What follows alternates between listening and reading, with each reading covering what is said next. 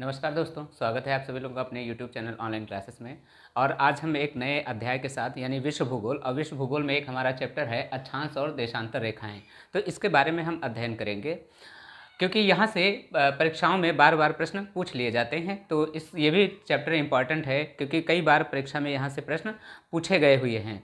तो इसलिए हम थोड़ा देख लेते हैं अक्षांश और देशांतर रेखाएं। आइए स्टार्ट करते हैं चैप्टर। देखिए, अक्षांश और देशांतर रेखाओं को समझने से पहले जो हमारी पृथ्वी है, पृथ्वी हमारी कैसी है? तो पृथ्वी हमारी गोल है।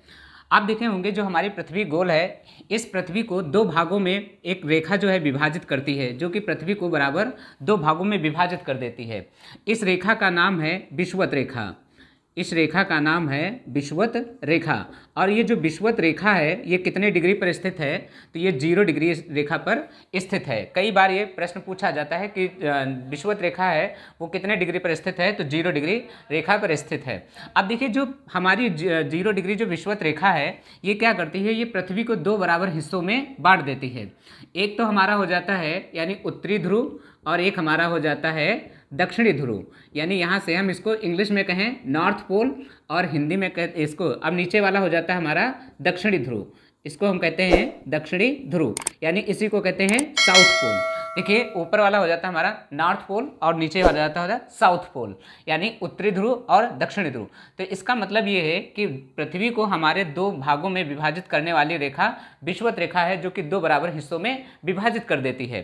अब यहीं से देखे होंगे हमारी अक्षांश रेखाएं जो है, हमारे पृथ्वी पर अक्षांश रेखाएं लेटी हुई अक्षांश रेखाएं लेटी हुई खींची गई हैं। यानी अक्षांश रेखाएं जो हैं हमारी पृथ्वी पर पूर्व से पश्चिम की ओर रेखाएं खींची हुई हैं।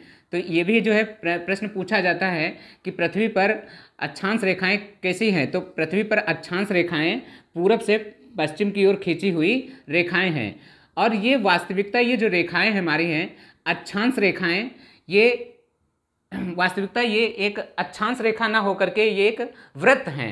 यानी आप एक फुटबॉल लीजिएगा और फुटबॉल पर आप देखिएगा, जो फुटबॉल होता है, आप फुटबॉल देखिए, कल्पना करिए आपके हाथ में फुटबॉल है, तो आप फुटबॉल लीजिएगा और उसके बीचों बीच में एक रेखा खींचेगा और उसके ऊपर खींचे रेखा, तो वास्तविकता देखिए वो एक अक्षांश रेखाएं ना होकर के बल्कि क्या है, वो एक वृत्त बन जाती हैं।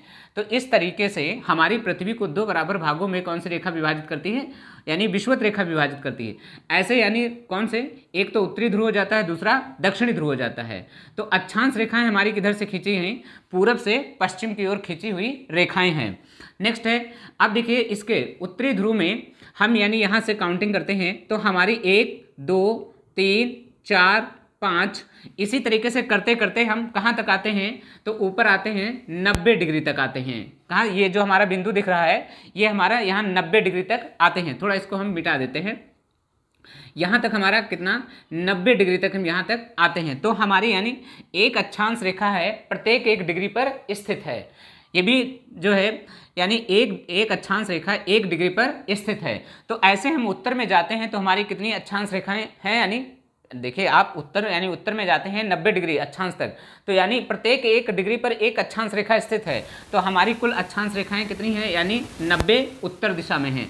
इसी तरीके से ठीक दक्षिण में, यानी दक्षिण में भी प्रत्येक 1 डिग्री पर एक अक्षांश रेखा स्थित है। तो नीचे भी कितनी हमारी अक्षांश रेखाएं हो जाती हैं?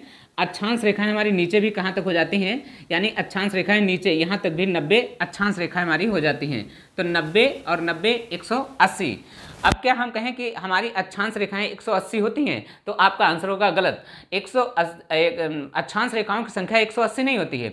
अभी हमारी इसमें विषुवत रेखा हमने काउंट नहीं किया जो हमारी 0 डिग्री है, तो इसमें हम विषुवत रेखा को भी काउंट कर लेते हैं। तो ये हमारी कुल अक्षांश रेखाओं की संख्या अगर पूछा जाए कितनी होती है, तो कुल अक्षांश रेखाओं की संख्या 181 होती है।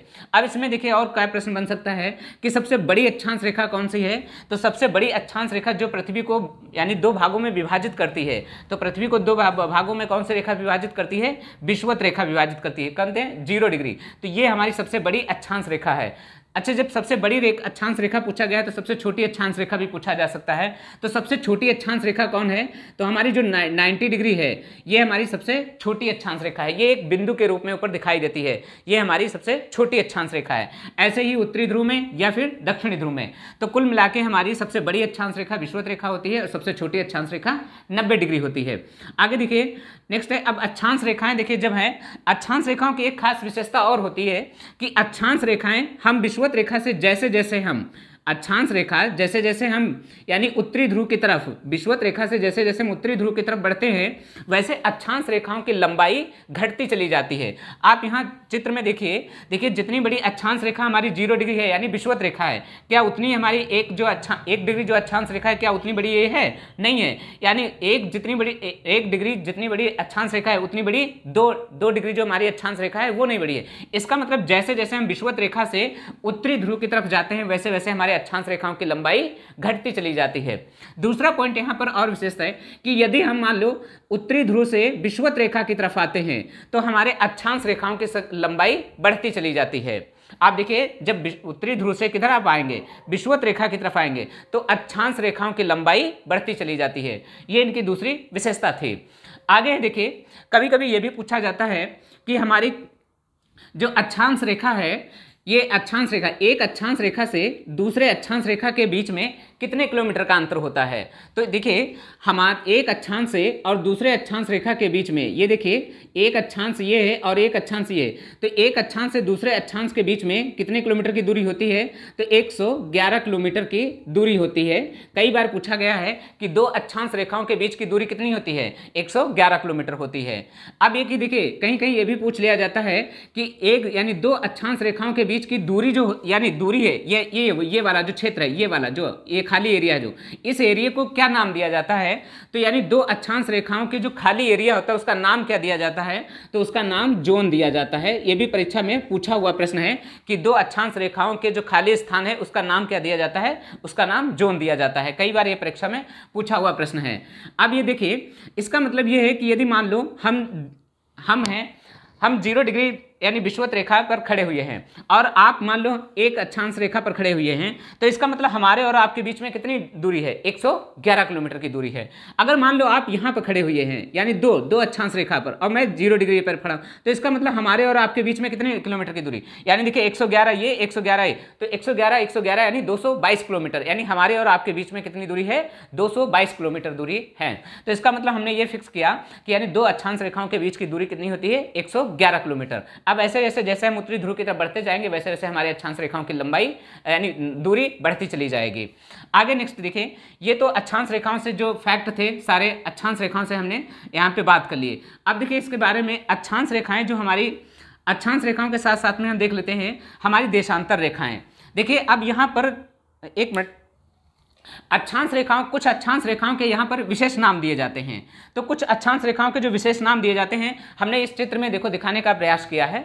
तो यहाँ पर जो अक्षांश रेखा देखिए, ये हमारी पृथ्वी है और पृथ्वी को दो बराबर भागों में विभाजित करने वाली ये हमारी विषुवत रेखा है। इसी को भूमध्य रेखा भी कहते हैं। तो ये हमारी विषुवत रेखा है और विषुवत रेखा के जैसे उत्तर ध्रुव में यानी उत्तरी ध्रुव में हमारी एक रेखा स्थित है, कर्क रेखा। कर्क रेखा कितने डिग्री पर यानी कितने डिग्री पर स्थित है? तो 23.5 डिग्री पर स्थित है। कहां पर? उत्तर में, क्योंकि विषुवत रेखा के कहां है? उत्तर में। तो हमारी कर्क रेखा कहां उत्तर है? तो कर्क रेखा हमारी उत्तर में 23.5 डिग्री पर स्थित है। नेक्स्ट है, उसी के थोड़ा और ऊपर जाते हैं तो ऊपर हमारी एक रेखा और है जो हमारी कौन सी? 66.5 डिग्री पर स्थित है। 66.5 डिग्री पर कौन सी? आर्कटिक वृत्त। आर्कटिक वृत्त हमारी स्थित है। हमने पहले ही बताया कि हमारी ये वास्तविकता, जब ग्लोब आप लेंगे तो ग्लोब पे आप देखे होंगे हमारी लाइनें खींची हुई होती हैं ऐसे। तो वास्तविकता ये हमारी अक्षांश रेखाएं ना होकर के बल्कि हमारी ये वृत्त हैं, है ना। अक्षांश रेखाएं हमारी ये क्या है? वृत्त हैं। तो इसीलिए हमारी ऊपर जो है उत्तरी 66.5 डिग्री उत्तरी में कौन सी रेखा स्थित है? तो आर्कटिक वृत्त रेखा स्थित है। अब इसी तरीके से यानी विषुवत रेखा के दक्षिण में कौन सी रेखा स्थित है? तो 23.5 डिग्री दक्षिण में, देखिए एस लिखा है, इसका मतलब साउथ, यानी विषुवत रेखा के दक्षिण में 23.5 डिग्री में कौन सी रेखा स्थित है? मकर रेखा स्थित है। थोड़ा और नीचे जाते हैं तो 66.5 डिग्री पर एक रेखा हमारी स्थित है जिसको हम कहते हैं अंटार्कटिक वृत्त, यानी 66.5 डिग्री साउथ में कौन सी हमारी रेखा स्थित है? तो अंटार्कटिक वृत्त रेखा हमारी स्थित है। यहाँ पर इनके ये कुछ विशेष नाम दिए जाते हैं। ये तो हमारे सारे अक्षांश रेखाओं से जितने फैक्ट थे हम सारे इस पे बात कर लिए हैं। अब देखते हैं हम देशांतर रेखाएं। नेक्स्ट है देखिए देशांतर रेखाएं।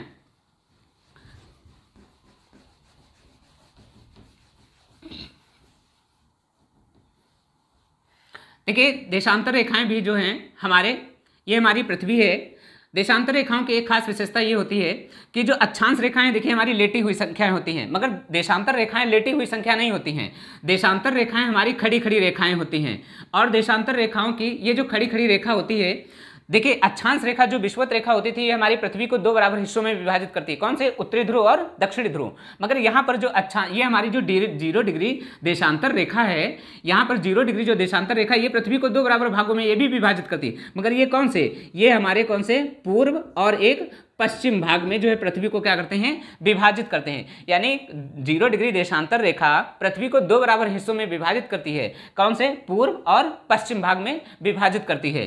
कितने डिग्री? 0 डिग्री रेखा। अब देखिए एक अक्षांश रेखाओं की और विशेषता है, अक्षांश रेखाएं एक बिंदु से प्रारंभ होती हैं और दूसरे बिंदु पर समाप्त हो जाती हैं।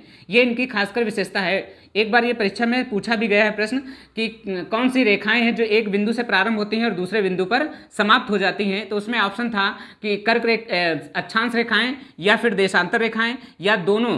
तो इसमें से प्रश्न पूछा हुआ था। तो हमारी देशांतर रेखाएं हैं जो एक बिंदु से प्रारंभ होती हैं और दूसरे बिंदु पर समाप्त हो जाती हैं। ये यहाँ पर इनका फैक्ट था। तो देखिए देशांतर रेखाएं जो हमारी हैं एक बिंदु से प्रारंभ हो रही हैं और दूसरे बिंदु पर समाप्त हो रही है। यानी उत्तरी ध्रुव बिंदु से प्रारंभ हो रही हैं और दक्षिणी ध्रुव बिंदु पर समाप्त हो रही हैं।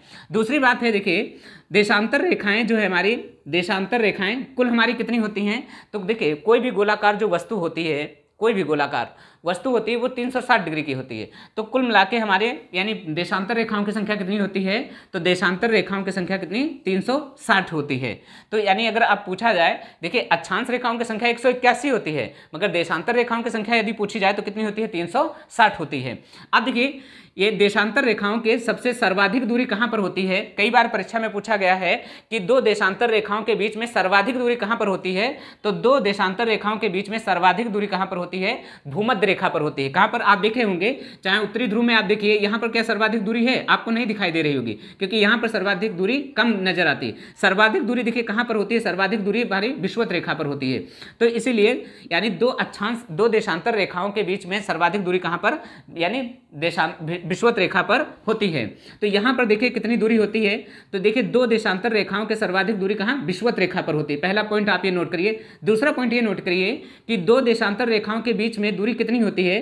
तो 111.34 किलोमीटर होती है। देखिए वहां पर दो अक्षांश रेखाओं के बीच में 111 किलोमीटर दूरी थी, मगर यहां पर दो देशांतर रेखाओं के बीच में कितने किलोमीटर का अंतर होता है? 111.34 किलोमीटर का अंतर होता है।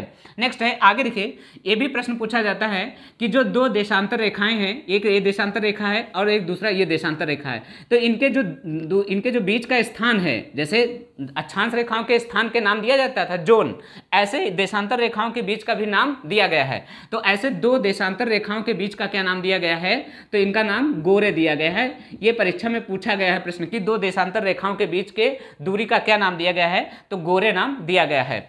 अगला है देखिए, नेक्स्ट है, अब देखिए हमारी जो यानी देशांतर रेखाएं हैं, देशांतर रेखाएं, ये भी प्रश्न पूछा हुआ है और ये भी प्रश्न पूछा गया है। कुल देशांतर रेखाएं कितनी होती हैं? 360 होती हैं। अब देखिए इसमें से हम ये समझते हैं कि जो हमारी देशांतर रेखाएं हैं, देशांतर रेखा हमारी यानी हमारी जो पृथ्वी है, पृथ्वी एक चक्कर कितने घंटे में लगाती है? 24 घंटे में चक्कर लगाती है। तो यानी इस तरीके से पृथ्वी हमारी एक चक्कर कितने 24 घंटे में लगाती है। तो हम देख लेते हैं कि एक अक्षांश घूमने में कितना पृथ्वी समय लेती है।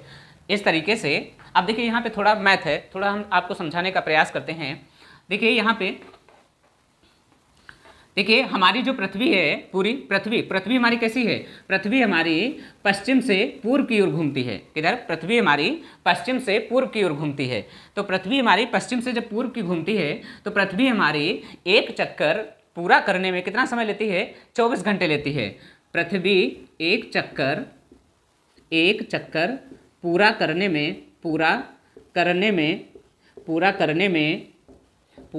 में 24 घंटे का समय लेती है। यानी एक चक्कर करने में 24 घंटे का समय लेती है। अर्थात यानी 24 घंटे का मतलब होता है, इसमें अगर हम मिनट की संख्या निकालें तो 24 घंटे में मिनट की संख्या होती है 1440। अब देखिए यानी पृथ्वी पर हमारी देशांतर रेखाएं कितनी खींची गई हैं? 360 देशांतर रेखाएं। तो हम 1440 को, यानी देखिए एक चक्कर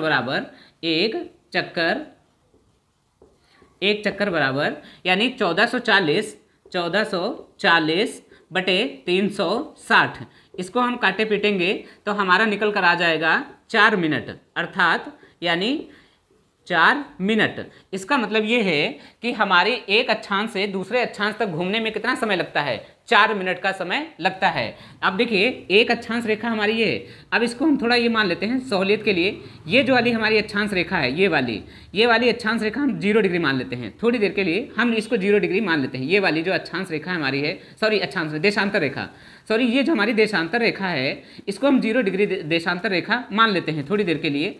तो अब देखिए यहाँ से जो हमारी देशांतर रेखा जो 0 डिग्री है, ये 0 डिग्री देशांतर रेखा है, ये वाली 0 डिग्री देशांतर रेखा है।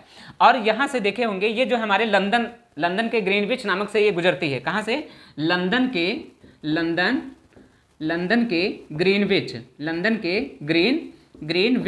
ग्रीनविच से गुजरती है। तो लंदन के ग्रीनविच नामक स्थान से ये हमारी रेखा गुजरती है। कौन सी? जो 0 डिग्री देशांतर रेखा है। अब देखिए यानी इधर जो समय होता है पूर्व, क्योंकि पृथ्वी के इधर का जो समय होता है, इधर पूर्व, इधर का समय प्लस होता है। जो पश्चिम का समय होता है वो जो होता है, पश्चिम का जो समय होता है वो माइनस होता है। तो यानी 0 डिग्री देशांतर रेखा से पूर्व का समय प्लस होगा और पश्चिम का समय माइनस होगा। इसका अर्थात मतलब ये है कि यदि हम मान लो कि आप 0 डिग्री देशांतर रेखा से आप पूर्व की तरफ आते हैं तो आपका समय क्या होगा? प्लस होगा, और पश्चिम की तरफ जाएंगे तो आपका समय माइनस होगा। तो इस तरीके से देखा गया कि यानी जो 0 डिग्री देशांतर रेखा है, 0 डिग्री देशांतर रेखा से आप यहीं से देखे होंगे एक रेखा हमारी और जाती है, जो ये रेखा है, देखिए ये रेखा, और ये रेखा हमारी कौन सी रेखा कहलाती है? तो ये हमारी कर्क रेखा कहलाती है, जो कि 23.5 डिग्री पर स्थित है, 23.5 डिग्री पर स्थित है। तो ये कर्क रेखा, यहीं पर आप देखे होंगे, यहीं से अपना भारत जो है स्थित है, यहीं पर ये जो है अपना भारत स्थित है। भारत देखे होंगे ये बीचों बीच में, भारत से बीचों बीच से होकर के कौन सी रेखा? कर्क रेखा जाती है। तो यहीं पर हमारा जो भारत स्थित है, तो भारत देखिए कहाँ हमारा स्थित है? भारत यानी ग्रीनविच, यानी जो हमारी 0 डिग्री देशांतर रेखा है उसके किधर है? पूर्व में है, और विषुवत रेखा के किधर है? उत्तर में है। 0 डिग्री यानी जो हमारी विषुवत रेखा है, विषुवत रेखा के उत्तर में है, और 0 डिग्री जो देशांतर रेखा है उसके किधर है? तो उसके उधर पूर्व में है। तो यानी भारत हमारा कहाँ पर स्थित है? तो भारत हमारा उत्तर और पूर्व में स्थित है। तो इस तरीके से कहें, यानी 0 डिग्री जो हमारी देशांतर रेखा है। अब एक मिनट देखें, हम कई बार पढ़ते हैं कि हमारा लंदन के समय से भारत का समय कितना आगे है? तो लंदन के समय से भारत का समय हमारा 5.5 घंटा आगे है। तो उसको यहाँ पर हम देखें, प्रूफ करके देखते हैं कि कैसे हमारा 5.5 घंटा आगे है। थोड़ा और इसको तो हम डिलीट करते हैं।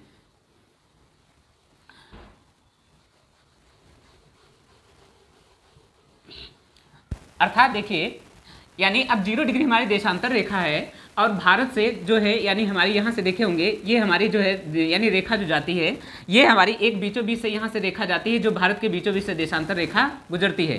तो ये वाली जो हमारी देशांतर रेखा गुजर रही है, ये वाली जो हमारी देशांतर रेखा जो गुजर रही है, ये वाली भारत के बीचों बीच से होकर के गुजर रही है। तो इस तरीके से ये हमारी 0 डिग्री देशांतर रेखा है। तो यानी 0 डिग्री देशांतर रेखा से लेकर के जो भारत के बीचों बीच से होकर के रेखा गुजरती है वो हमारी 82.5 डिग्री रेखा है, यानी 82.5 डिग्री। अभी इसको हम बारे में चर्चा करेंगे।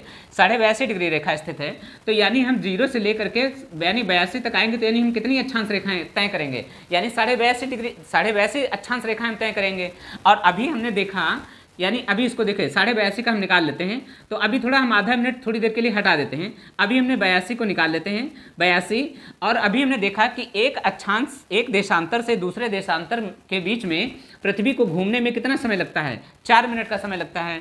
तो इस तरीके से 82 गुणे हम 4 कर देंगे, तो इसको आप गुणा करके देखिए, तो यहाँ पर 328 मिनट आएगा, यानी 328 मिनट। अभी देखिए आधा मिनट बचा हुआ है, क्योंकि हमने देखिए यहाँ पे 82.5 डिग्री, भारत के बीचों बीच से कौन सी रेखा? देशांतर, जो भारत के बीचों बीच से होकर के देशांतर रेखा जा रही है वो 82.5 डिग्री है।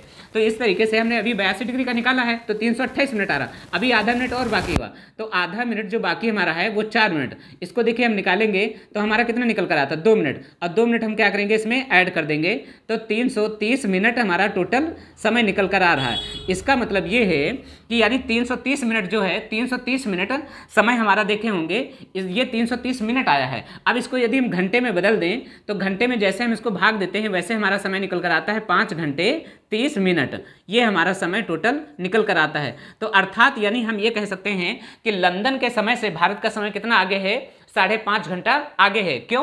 क्योंकि देखिए इधर पूर्व है और पूर्व का समय हमेशा कैसा होता है, तो पूर्व का समय हमेशा प्लस रहता है, क्योंकि अगर पश्चिम में जाएंगे तो यही समय हमारा क्या हो जाएगा, माइनस हो जाएगा। तो इस तरीके से हमने देखा कि लंदन के समय से भारत का समय कितना आगे है, 5.5 घंटा आगे है। तो इसका मतलब यदि आपका कोई रिश्तेदार है और वो लंदन में बैठा हुआ है और आप उससे फ़ोन करके पूछे कि आपकी घड़ी में कितना बजा हुआ है, यदि वो कहता है कि हमारी घड़ी में ठीक 12 बजा हुआ है, यानी जो लंदन में बैठा व्यक्ति यहाँ पर है इसकी घड़ी में कितना बजा हुआ है, ठीक 12 बजा हुआ है, तो इसका मतलब जो भारत में है तो भारत में उस समय कितना समय हो रहा होगा, तो भारत में उस समय कितना 5:30 बज रहा होगा। क्यों? क्योंकि यहाँ देखिए लंदन में जो बैठा व्यक्ति है उसके घड़ी में ठीक 12 बजा हुआ है और यहाँ भारत में जो व्यक्ति है उसके घड़ी में कितना बजा होगा, 5:30 बजा होगा। क्यों? क्योंकि लंदन के समय से भारत का समय 5.5 घंटा आगे है। तो ये हमने देखा समझा कि लंदन के समय से भारत का समय 5.5 घंटा कैसे आगे है। अब देखिए समझते हैं जो हमारे देखिए भारत जो है हमारा कहाँ का हिस्सा है, भारत उत्तर और पूर्व का हिस्सा है। तो थोड़ा इसको और समझ लेते हैं। देखिए भारत हमारा उत्तर और पूर्व का हिस्सा है।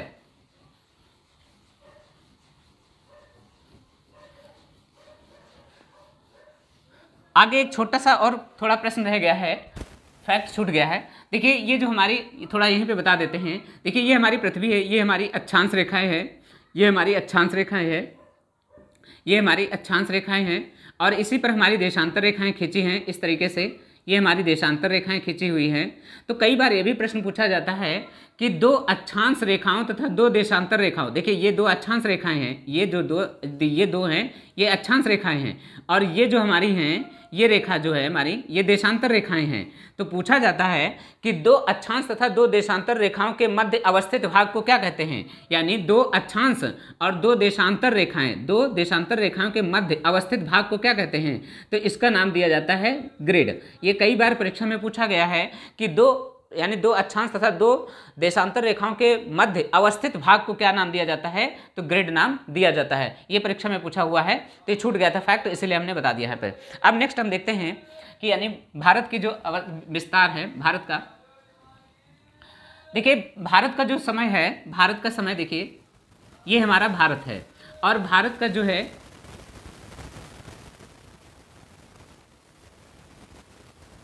ये देखिए ये हमारा जो भारत है और भारत के सबसे इधर देखे होंगे इधर एक रेखा हमारी जाती है, ये हमारी देशांतर रेखा है और देशांतर रेखा ये कितने डिग्री पर है, तो ये 68.7 जो है हमारी देशांतर रेखा। भारत के पश्चिम से होकर के कौन सी रेखा जाती है, तो भारत के पश्चिम से होकर के हमारी 68.5 देशांतर रेखा जाती है।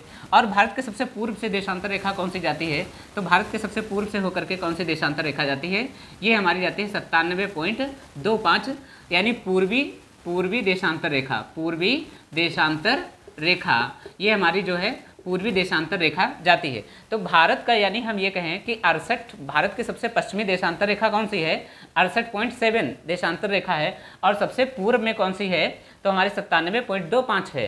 अर्थात इसका मतलब है कि 97.25 से हम यदि 68.7 घटा दें तो हमारा समथिंग कुछ 29 पॉइंट समथिंग कुछ करके जो है हमारी देशांतर रेखाएं निकल कर आएंगी। क्योंकि देखिए ऐसे हमारी देशांतर भारत से बहुत सी देशांतर रेखाएं गुजरती हैं, क्योंकि देखिए 68 है तो 69 होगी, 70 होगी, 71, 72, 73, 74 इस तरीके से करते करते यानी कई हमारी देशांतर रेखाएं भारत से होकर के गुजरेंगी और कहाँ तक आएंगे, 97 तक देशांतर रेखाएं तक आएंगी। तो इस तरीके से यदि हम मान लो 97.25 में से 68.7 अगर घटा दें तो 29 पॉइंट समथिंग कुछ आता है।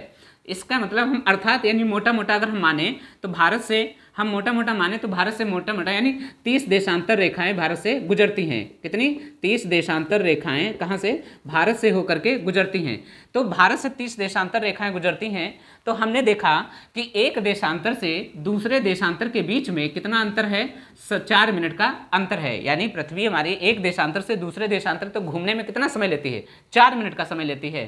तो इस तरीके से हमने देखा कि भारत से कितनी देशांतर यानी 68 से लेकर के 97 तक आएंगे तो भारत से कितनी यानी 68, देखिए 68, 69, 70, 71, 72, 73 इस तरीके से करते करते कहाँ तक आएंगे, 97।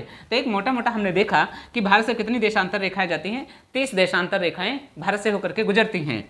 तो 30 देशांतर रेखाएं, और एक देशांतर से दूसरे देशांतर के बीच में समय का अंतर कितना है? 4 मिनट। तो अर्थात यानी 3 चक्कू 12 यानी 120 मिनट, यानी 120 मिनट अर्थात यानी 2 घंटे। तो इस तरीके से देखा गया। अब इसका मतलब ये है कि देखिए, यानी पश्चिम का समय कुछ अलग होगा और पूर्व का समय अलग होगा। क्यों? क्योंकि 2 घंटे का अंतर निकल कर आया है। देखिए भाई, आप देखिए भारत से कितनी देशांतर रेखाएं गुजर रही? भारत से 30 देशांतर रेखाएं इस तरीके से गुजर रही, और हर देशांतर रेखा में 4 मिनट का अंतर है। तो इस तरीके से अरुणाचल प्रदेश का समय अलग होगा और गुजरात का समय अलग होगा। यानी इसका मतलब है कि अरुणाचल प्रदेश में सुबह के 5 बजे सूरज जो है निकल आएगा, और यहाँ पर कितने बजे सूरज निकल आएगा? 7 बजे निकल आएगा। तो इस तरीके से देखा गया कि एक ही देश में हर जगह पे समय अलग अलग है। इसका मतलब जो है ये बीचों बीच में जो होगा वो समय वहाँ पे अलग दिखाई देगा, क्योंकि अब ऐसे भारत जो है देशांतरों का विस्तार फैला हुआ है, भारत में देशांतरीय रेखाओं का विस्तार फैला हुआ। तो इस तरीके से देखा गया कि हर जगह पे एक ही देश में अलग अलग समय होगा, तो इससे बहुत काफ़ी दिक्कत आएगी। तो इसी को सुविधा को ध्यान में रखते हुए भारत का एक मानक समय माना गया है। अब भारत का मानक समय कहाँ से माना गया है? तो इस तरीके से देखा गया कि भारत का मानक समय यहाँ से माना गया है। एक मिनट थोड़ा,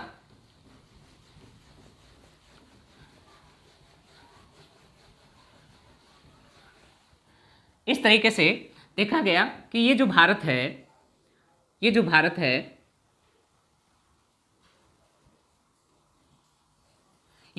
हमारा है, भारत से पश्चिम से होकर के कौन सी देशांतर रेखा जा रही है हमारी? यानी 68.7 जा रही है, और इधर पूर्व से होकर के कौन सी देशांतर रेखा जा रही है? ये 97.25 हमारी देशांतर रेखा जा रही है। तो अभी हमने देखा कि यानी भारत से 30 देशांतर रेखाएं जा रही हैं, और कितने समय का अंतर है? 4 मिनट का समय अंतर है, यानी अर्थात 2 घंटे का समय निकल कर आया। इसका मतलब यहाँ पर सूरज जो है 5 बजे निकलेगा और यहाँ पर सूरज 7 बजे निकलेगा। तो इसी को सुविधा को ध्यान में रखते हुए भारत का एक मानक समय माना गया है, जो कि भारत के बीचों बीच से होकर के गुजरती है। और भारत के जो बीचों बीच से होकर के गुजरती है वो हमारी कौन सी देशांतर रेखा है? वो हमारे 82.5 डिग्री देशांतर रेखा है।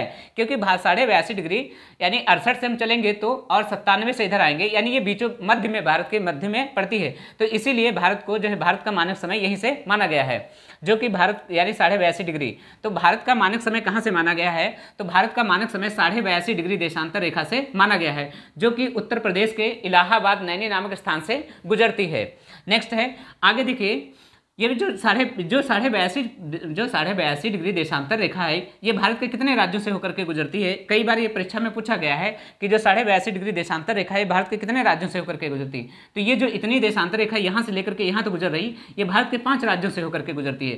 तो वो 5 राज्य कौन कौन से हैं? देखिए, पहला हमारा है, 1 नंबर है हमारा यूपी यानी उत्तर प्रदेश से। दूसरे नंबर है हमारा, यानी उत्तर प्रदेश के थोड़ा हम नीचे आएंगे तो यहाँ हमारा पड़ जाता है यानी मध्य प्रदेश एमपी, और उसके थोड़ा और नीचे आएंगे तो यानी हमारा तीसरा पड़ जाता है यानी छत्तीसगढ़ अर्थात सीएच यानी छत्तीसगढ़, और उसके थोड़ा आएंगे यहाँ पर तो हमारा एक चौथा पड़ जाता है यानी उड़ीसा पड़ जाता है यहाँ पर उड़ीसा, तो यहाँ पर हमारा उड़ीसा पड़ जाता है।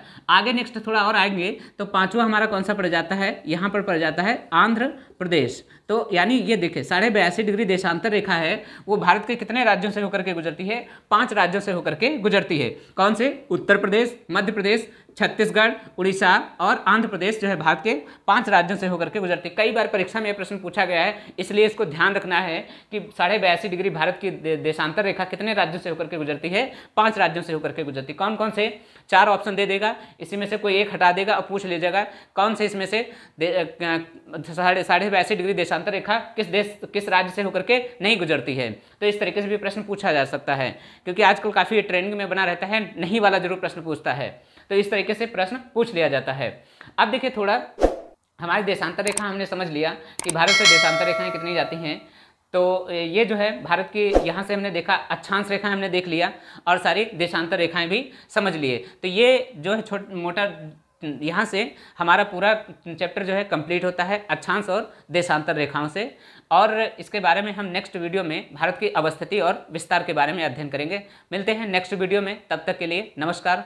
और हाँ, यदि आप सभी लोगों को वीडियो अच्छा लगता है तो आप वीडियो को शेयर कर दिया करें और अपने सारे जितने दोस्त हैं उन सभी लोगों के पास वीडियो को शेयर कर दिया करें, है ना। तो और बाकी कोई वीडियो में कमी रहती है या कुछ और आप अच्छा चाहते हैं तो वो आप अपना कमेंट में ज़रूर बताइएगा, उसके लिए हम पूरा प्रयास करेंगे। मिलते हैं, तब तक के लिए नमस्कार।